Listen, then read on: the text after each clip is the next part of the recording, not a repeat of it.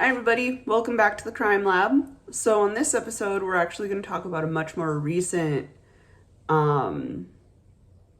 criminal called Joanna Dennehy.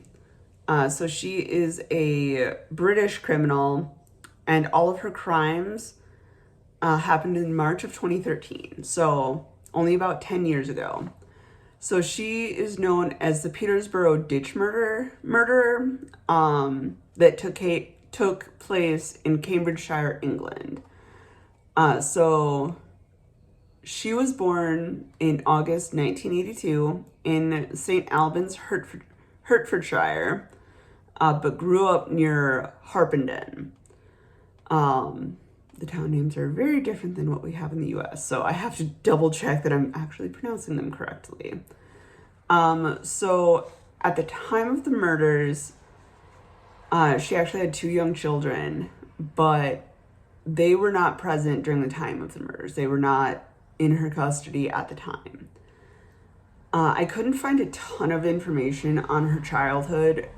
A lot of the information that I was finding was kind of contradictory, so I figured I'd leave a lot of the contradicting information out as much as I could, because I didn't want somebody in the comments to be like, "Oh, you're doing this wrong. I actually knew this person." I'd rather leave information out if I'm not finding consistencies. I just feel it's better that way.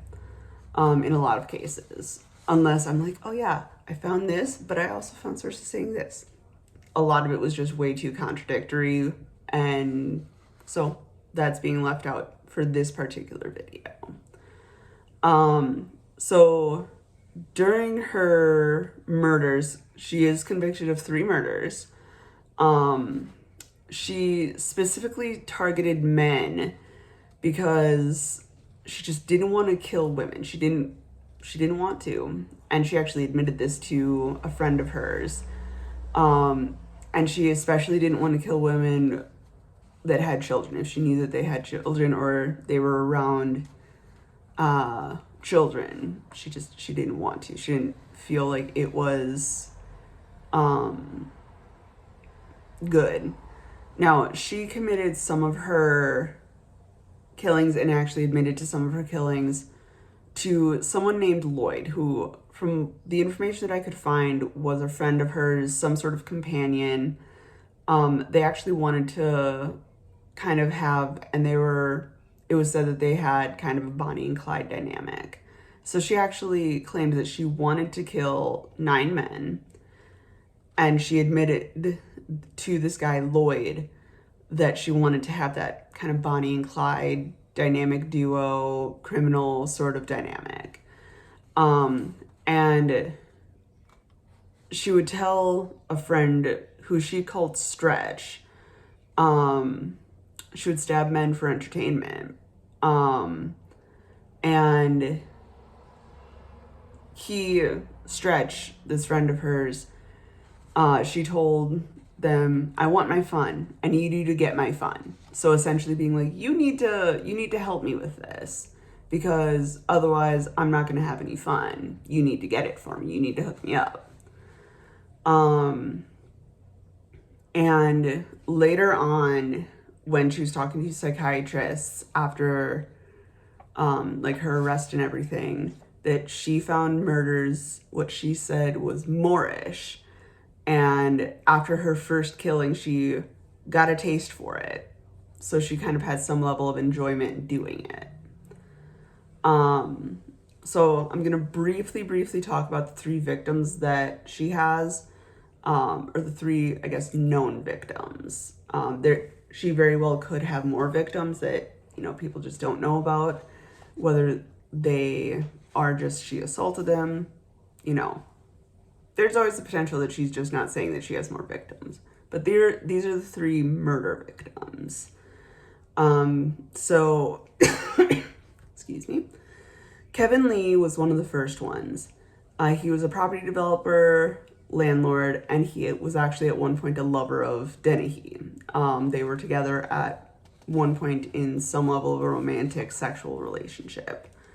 So he was killed on March 29th of 2013, and his body was found the next day near Newborough. And he was dressed in a black sequins dress before his body was dumped. So somebody put him in, kind of think like a clubbing dress. And then he was dumped in a ditch. Next person who was killed at some point between March 19th to the 29th. They don't have an exact date. They weren't able to pinpoint an exact date of when he died. He could have died same day as Kevin. He could have died before him. Prosecutors aren't 100% sure. But this guy was Lucas. I'm going to attempt to pronounce this. His last name is Polish. Excuse me. Slobodskowicki. I am probably butchering that. As I've said in many videos, English is the only language I speak. So most names I am probably butchering if they are not English or I don't see them like phonetically. So he was a Polish national, if words can come out of my mouth correctly today, who met Dennehy through a shared interest in drinking and drugs. They were part of that scene. That's how they met. And like I said, he was killed at some point between March 19th and March 29th. So either on the same day as Kevin or at least a few days before. So the last known victim is John Chapman, who was actually a housemate of Dennehy's. And it was known that he was killed on March 29th. So all within, if not all on the same day, within about a 10-day period, with Lucas being the only one who police and prosecutors don't exactly know the day that he was murdered. So the bodies of Lucas and Chapman were found on April 3rd near Thorney with stab wounds. Didn't indicate where the stab wounds were. I didn't really care to look. I'd rather not look at people's stab wounds or like the charts of where the stab wounds were. So after the killings, Dennehy was driving by Gary Stretch, who formerly went by Richards. Like I said, they were friends. I mentioned him briefly at the very beginning. She was being driven by Gary to Hereford, where she stabbed two men, just chosen randomly. Both of them actually survived, so thankfully both of them survived. Like I said, she had other victims that just, as far as we know, were not murders. Both men that she stabbed were dog walkers. She actually stole the second guy's dog that he was walking. And then, but the thing is, another person was actually suspected of doing the stabbings due to traveling in a car unwillingly, but was later cleared of any potential charges, because it was, of course, determined that, okay, it was not a guy that stabbed, it was a lady, and it was actually Joanna. So then, she's arrested, court trial happens. So November of 2013, so it's only a few months later, about 8 months later, whether she's been in jail this whole time, out on bail. In England, I don't know how the court system works, so I can't say 100% of either or. But she pleads guilty to the 3 murders and the 2 stabbings. So November of the same year. Her sister Maria was unsurprised by the guilty plea and said, I think she did that to control the situation. She likes to have people know that she's the boss. Somebody, just saying that Joanna really likes to be in charge of situations. She likes to know what's going to happen. She wants to be in control. So then she was held at Her Majesty's Prison, Bronzefield, and was later diagnosed as a psychopath with psychopathy, antisocial, and borderline personality disorder.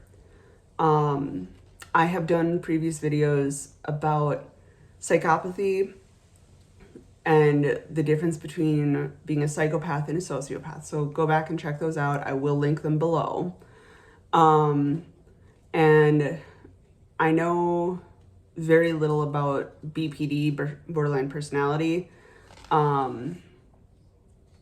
If you guys want me to, I can do a video on BPD, looking up. If you guys want more information, if you want to look at it in the future, some good sources that I've looked at for different mental health issues is the Mayo Clinic health website, and because I'm in America, the National Institute of mental health. There's a lot of national institutes for mental health, psychology, that sort of thing. So definitely look at those websites if you want to know a little bit more, but I can do a video on BPD if you'd like. So in February of 2014, so about a year, coming up on a year after she committed the murders and the stabbings, she was sentenced to prison. It was ordered that she would never be released, due to the premeditation of each murder. So obviously she plans this stuff out. And the judge said further that in their belief, she was a sadomasochist and lacked the normal range of human emotion. And she is actually only the third, at the time anyway, she was only the third woman to be sentenced to life in prison. The other two were Myra Hindley and Rosemary West, which I can also do a video on each of those people respectively. And so Gary Richards and Leslie Layton, who were both, friends of Joanna Dennehy, and were somehow involved in the murders and the stabbings, both didn't give any evidence in defense. They both stood trial for assisting Dennehy in some way, shape, or form. Richards, who was the driver at the time during the stabbings, was found guilty of attempted murder, essentially guilty by association. Leslie was found guilty of perverting the course of justice, so essentially preventing stuff from happening. Richards was sentenced to 19 years. Layton was sentenced to 14 years. So Leslie was 14 years. At one point, Joanna actually had an escape plot plan. They found it in her diary. And it involved killing and or severely injuring an officer, a guard of the prison, cutting off one of their fingers so that she could use it to get past the biometric scanners that they had that would open doors and stuff and allow access to different parts of the building. So because of that, because she had a plan to try and escape as well as injure guards and stuff, she was placed in solitary confinement from September of 2013 to 2015. Unfortunately, that led her to start self-harming. And at the same time, she claimed that her human rights were being violated, but that claim was completely disregarded due to the circumstances of why she was in there. So during her imprisonment, a couple interesting things happened. She requested to marry her roommate, Haley Palmer, which was approved. They were allowed to get married.